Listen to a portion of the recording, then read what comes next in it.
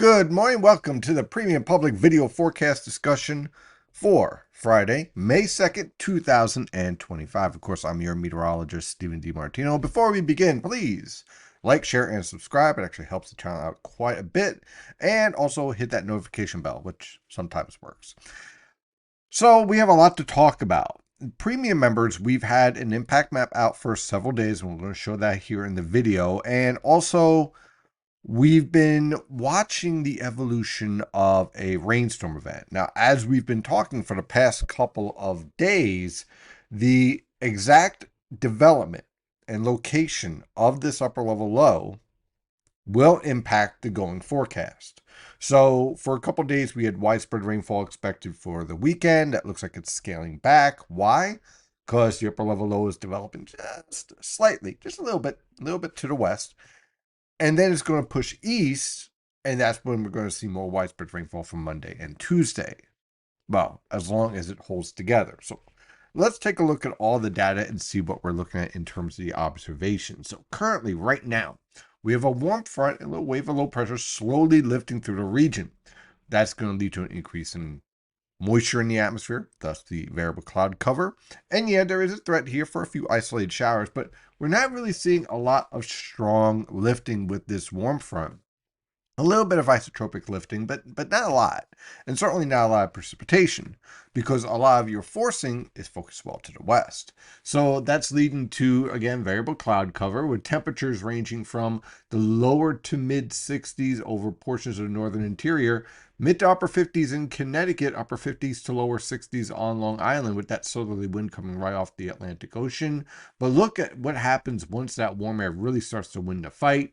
Upper 60s to lower 70s around the Philadelphia metro, and in southern New Jersey, temperatures are rapidly rising into the lower to mid 70s to the south of that warm front. So you can see what this warm front is capable of supporting in terms of temperature spikes. So nice warm air transport taking shape, and that's what's going to lead to a wide variety of temperatures for today over the region, but generally 70s and 80s. And when I say 80s, I could possibly mean upper 80s. Yeah, very summer-like in the Philadelphia metro, central New Jersey, southern New Jersey, as this warm front continues to push northward. But again, not a lot of precipitation.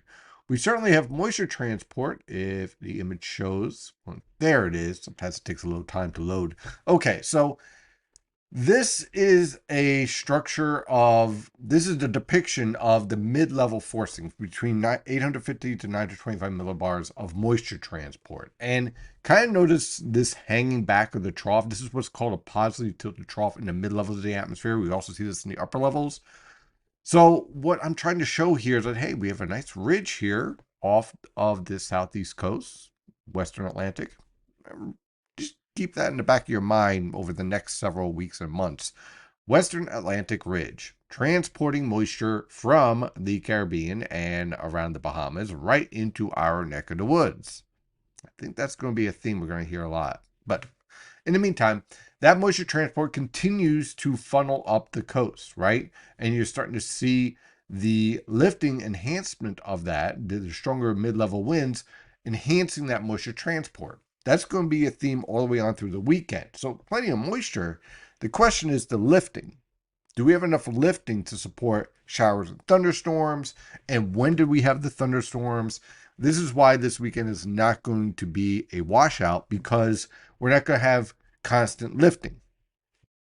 So when we take a look at our satellite pictures, start with the visible satellite picture, because I want to take a look at the different levels in the atmosphere, right? So we have some low clouds lifting southwest, mid-level clouds lifting southwest, upper level clouds lifting southwest. Why is this important? Why is this a great tool to use? Okay, so when we're talking about the potential for convection, for thunderstorms, especially for tomorrow, one of the key factors for severe thunderstorms is vertical winds aloft.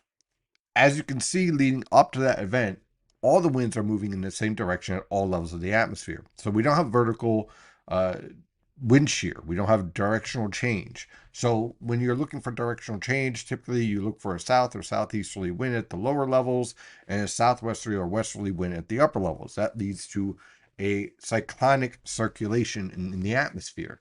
You're not seeing anything like that. You certainly have support for moisture transport, plenty of cloud cover, We are going to see some breaks of sun, even tomorrow, even through Sunday. You're going to see breaks of sun. So again, not a washout. You're going to have, within these clouds, you're going to see more and more development of scattered showers and thunderstorms. So when we take a look at our radar and surface map from WeatherTap, you can see the evolution here taking shape. Just refresh this. Okay, so we have your warm front lifting north. We have a cold front becoming stationary. This is what's going to be approaching us for tomorrow. Then you have another structure and low pressure system back to the west, back towards the mid-Mississippi River Valley, producing severe thunderstorms, heavy rainfall. So this is starting to organize. Again, nice trough back here. Notice again, in this area here, not a lot of precipitation. We're not seeing a lot of focus of strong lifting. So I'm trying to lead you up to the evolution here that we're working with. Stepping back, the infrared satellite picture, you can see the beginnings of our upper level lows starting to take shape here. It's been kind of sputtering on and off the past couple of days, a signal that something is brewing, but now we're starting to really get it to really take shape. And so you're starting to get a lot of divergence and diffluence here, thus your thunderstorms. Again, not a lot of strong lifting off to the east, right? You're not seeing a lot of high cold cloud tops. You're seeing a lot of low clouds. So yeah, we have the moisture transport. We have the frontal boundary to the northward, but we're not seeing a lot of strong lifting. So when you have that theme, you're not going to see a lot of widespread rainfall. So let's take a look at the water vapor satellite picture. There's our upper level O's starting to form. So what does this tell me? Well, all your strong lifting right now is focused up towards the St. Lawrence River Valley. And that's going to be the case on through tomorrow morning. Yeah, there's clearly a sign of a cold front that's approaching. And that's going to interact with a warm and moisture-filled atmosphere, which opens up the threat for thunderstorms. But again, I'm not seeing a lot of strong lifting here. All the strong lifting is focused back here to the west, over the plains. And so as this upper level low forms, you're going to start to see your rainfall form, and you're going to start to see an intensification of the moisture transport in the atmosphere start to organize over the southeast, and then begin to pivot towards the mid-Atlantic. But when does that happen? Well, when we take a look at the upper level winds, the first thing I want to make sure is, hey, do we actually have this upper level low forming? And yeah, there's a signal. So this upper level low forms because you're getting the polar jet stream basically lifting northward, and the whole polar jet stream itself is shifting northward, which is typical for this time of year. But this piece right here that we've been watching several days, this piece is what's going to start to break off and basically become that upper level low. And we know that process is starting to really intensify because look at the divergence and diffluence aloft. By the way, here's our subtropical jet stream. Not much of a factor in this scenario. So basically, polar jet stream lifts north, subtropical jet stream remains south. This gets caught in between and kind of meanders about. Without this piece breaking off, it would be a very quiet, warm period of weather with temperatures in the 70s and 80s throughout the region because your 850 millibar temperatures will be around 10 to 11 degrees Celsius. So without this upper level low, it's a quiet, warm pattern. With the upper level low, that's when things get a little messy. So let's dive into the model data here. Again, we're using the European as the GFS apparently has fallen off the cliff in terms of verification. So I'm not really trusting it. So I'm pretty much leaning on the European, one of the best models out there. You can also use the European AI guidance, but that is more statistics driven rather than physics driven. And this is a physics situation. So I tend to stay away from AI guidance as well. You got to use the right tool for the right situation. So for today, there is the beginning of our upper level low. Again, not seeing a lot of strong lifting over us. For tomorrow, again, not a lot of strong upper level lifting over us. Here's our upper level low starting to form. For this evening, you start to see some PVA, some divergence and diffluence. Notice everything is from the southwest. So again, I'm not seeing a lot of strong lifting. So yeah, scattered showers and thunderstorms are going to be a threat, and we'll show you why in just a moment. But I'm not seeing widespread precipitation. And really into Sunday morning, same thing. Sunday afternoon, we start to get a little bit more focus of that PVA as 500 millibar heights begin to fall. So our 500 millibar heights fall as our new upper level low starts to gradually shift towards the region. But you see this ridge axis here? This is going to keep us generally quiet. Okay. Yes, there is going to be a threat for a few showers, but not a washout because this feature limits that. So our upper level low starts to push to the east, and then on Monday and Tuesday, that upper level low approaches the region, and so that process leads to more lifting and so more widespread rainfall. And then it lifts through on Wednesday and we get drier transport. So most of the day on Wednesday is mostly a clearing out process. But Monday and Tuesday look to be rather unsettled. Again, when you're studying PVA, you don't want to be over the strongest PVA. You want to be to the east of it. And that is essentially what is evolving here. The mid levels showed the same thing through this weekend, we have some PVA, some lifting taking shape, especially via isotropic lifting on Saturday and Sunday, and that's going to ignite some of your thunderstorms. But notice it's not widespread. We don't get widespread until we start to get to Sunday afternoon, evening, and especially on Monday and on Tuesday. That's when you have your best potential for more widespread rainfall. In terms of the moisture transport, well, again, there's our southwesterly flow on Saturday and Sunday. Not really seeing a lot of vertical wind shear as everything's coming in from the southwest. And then your best potential for heavy rainfall looks to be Sunday afternoon, intensifying again Monday, and then Tuesday. And then it shifts off the coast by Wednesday morning. So this kind of gives us a good idea of the timing. And again, your precipitable water values setting up. Let me just backtrack to Saturday here. Again, strong precipitable water values available. So this means that your thunderstorms, when they develop, will be capable of heavy downpours, frequent lightning, and yeah, maybe some hail. And this could support downburst wind gusts, which would support some isolated severe thunderstorms, but not anything that's a widespread severe weather event. And then here's your heavy rainfall potential on Sunday afternoon through Tuesday. Notice your precipitable water values are up in this level. So this supports heavy downpours. Torrential, tropical like downpours, we're not really seeing that. That's when you start getting above this level here, where you start to see the yellows and the reds. That's when you have major flooding events. But the reason why this is more of a big deal is that we haven't seen something like this in quite some time. And in terms of instability, now let's talk about the thunderstorms for Saturday. Yeah, we do have Cape values. Certainly, it's going to be a warm environment. We have strong Cape values around the Delaware River Valley, pushing over 1,000 joules per kilogram. So the energy is there in the atmosphere, right? So when we take a look at the mesoscale models, you can use the NAM or the HRR. Right now I'm using the NAM. You can see that potential here showing up here with these thunderstorms.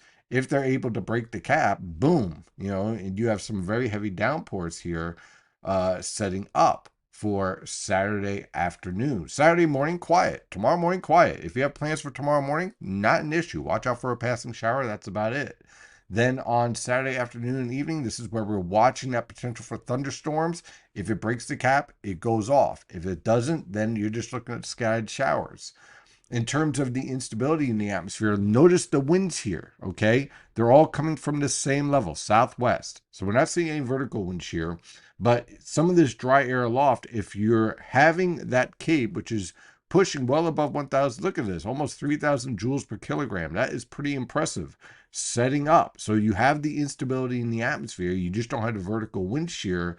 You have some pockets of dry air. So my concern here in terms of thunderstorms is that you get this moisture lifting into this dry column, right?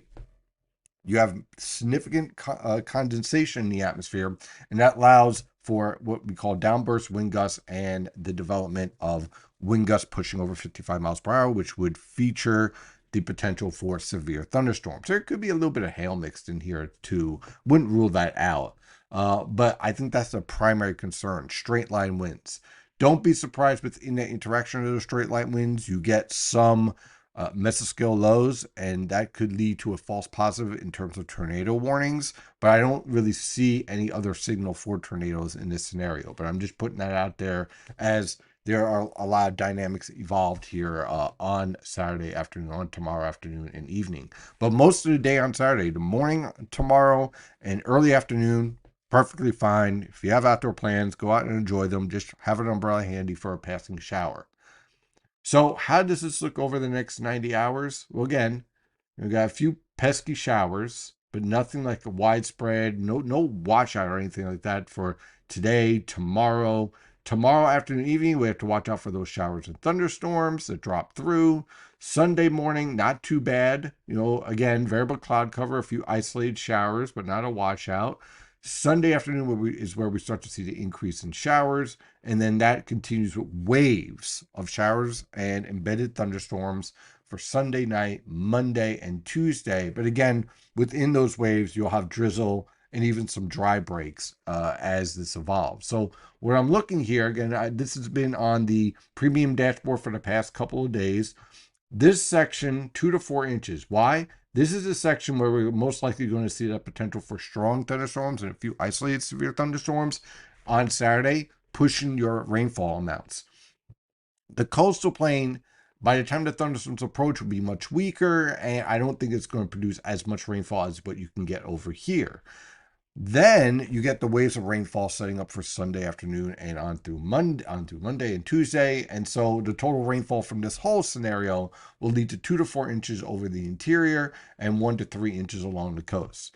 Any way you slice it, though, it's certainly going to help quite a bit in terms of the fire danger and the drought conditions that we've been struggling with, and would set up the month to average above normal for precipitation because we have more cold fronts and whatnot after that. So let's dive into this forecast for today.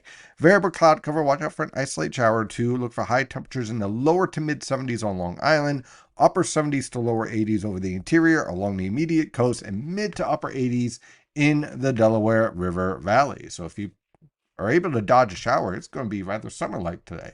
For tonight into tomorrow morning, variable cloud cover, could be some low clouds too, and an isolated shower here and there. Look for low temperatures in the mid to upper 50s over the interior and in your suburbs, lower to mid 60s in your urban areas. Tomorrow afternoon, we'll start to see the increased potential for showers and thunderstorms, with most of the impact after 4 p.m. continuing on into the evening as these showers and thunderstorms drop south. Look for high temperatures to range quite a bit from the mid 60s to lower 70s on Long Island, mid 70s to lower 80s along the coast, mid to upper 80s in the Delaware River Valley, and mid 70s to lower 80s over the interior. A lot of these temperature regimes depend on the location of the warm front and cold front interaction as this whole system evolves. That whole frontal structure basically stalls out for Saturday night into Sunday morning, with variable cloud cover and isolated showers around the region. Look for low temperatures in the upper 50s to lower 60s. By Sunday afternoon, the upper level low starts to approach. We start to see an increase in coverage and showers. I don't expect a washout on Sunday either, just more and more showers growing. So if you have plans late Sunday afternoon, you're more likely to see rainfall. And then as we head towards Sunday evening, that rainfall becomes more widespread. Look for high temperatures on Sunday to range from the mid to upper 60s along the coast, upper 60s to lower 70s everywhere else, mostly due to the increase in cloud cover and the onshore winds. By Monday, that stationary front hangs around. Our low pressure system's still off to the west, with waves of showers and embedded thunderstorms. Again, it doesn't rain the whole day, but we get these waves marching in from the Atlantic Ocean. Look for low temperatures in the upper 50s to lower 60s, high temperatures in the lower to mid 60s on Long Island, upper 60s to lower 70s everywhere else. Then on Monday night through Tuesday, the upper level low lifts to the northeast towards the eastern Great Lakes, driving an area low pressure and cold front through the region, lifting all this moisture that is remaining over the region. So that's going to lead to widespread heavy downpours. This is the wettest day of the forecast period, where I would not be surprised if we get some urban flooding setting up here in this scenario. Look for low temperatures to range from the mid to upper 50s over the interior and the suburbs, upper 50s to lower 60s in your urban areas. High temperatures will range from the lower to mid 60s on Long Island, upper 60s to lower 70s everywhere else. On Tuesday night into Wednesday morning, the cold front clears out with lingering showers around the region. Look for low temperatures to range from the lower to mid 50s. And then by Wednesday afternoon, sky cloud cover. A few isolated showers will hang around the area because of the instability in the atmosphere, but clearly improving conditions, with high temperatures ranging from the mid to upper 60s over the northern interior, upper 60s to lower 70s along the coast. On Thursday, we have another trough swing on through with variable cloud cover. It could be a weak cold front too. We'll see how well it develops. But the overall theme's the same. Variable cloud cover with a few isolated showers on Thursday with low temperatures in the lower to mid 50s and high temperatures in the lower to mid 60s over the interior and upper 60s to lower 70s everywhere else. I almost said Long Island because it's constantly been the coolest spot. On Friday, another area low pressure and cold front swings through with scattered showers. I think this might be a little bit overdone, but you get the theme here. Scattered showers are expected with low temperatures ranging from the upper 40s to lower 50s over the northern interior, mid to upper 50s along the coast, high temperatures in the upper 50s to lower 60s over the northern interior, lower to mid 60s along the coast. So that is your forecast for today. That's your premium public video discussion. Now you understand the mesoscale factors and the synoptic factors behind this whole evolution of this weekend's weather. So no, it's not a washout, but we're going to see more rainfall than what we've seen in quite some time. That will help our drought conditions and reduce the threat for fire danger. So that's certainly some good news. So thank you for watching this video, and as always, stay safe out there.